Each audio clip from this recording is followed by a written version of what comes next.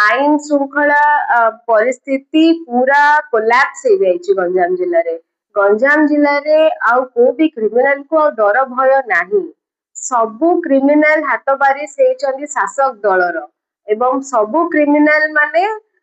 BJP रो को कहा कथारे काम करूछंती आई डोंट नो किंतु क्रिमिनल माने तो बहुत फ्रीली बुलुचंती एठी सेति तो प्रत्येक दिन मर्डर अपराध संख्या बढ़ी बढ़ी चली एवं विगत दिने आपण देखिबे गोटे जनप्रतिनिधि जे कि सेरापड़ा जहाँ है ब्लॉक चेयरमैन को किछि किछि पिला माने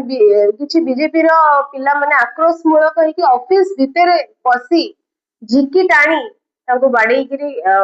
माने attempt to murder we can say some hospital admit हेतिले एवं आज जाए आपण देखिबे से क्रिमिनल माने फ्रीली मूव करूछन से माने अरेस्ट हेना। So this is the situation in Ganjam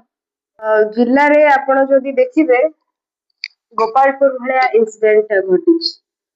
जोटी की विश्व दरबार रे इवन ट्रम्प कर एडमिनिस्ट्रेशन भी कहले गोटे एडवाइजरी जारी कले कि Odisha is not safe for women जे भी जीव निज रिस्क रे जीव बड़ंगारे केस हेची आपण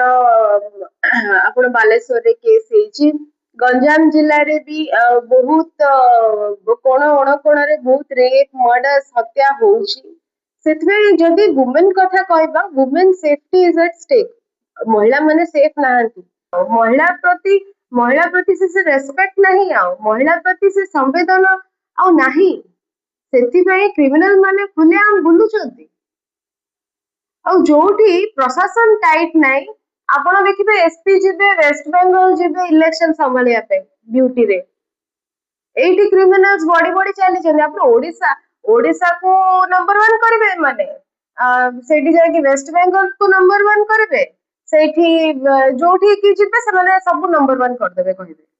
तो सेति पई आमे जदी वुमेन सेफ्टी कथा हबा वुमेन सेफ्टी एठी बिल्कुल नहीं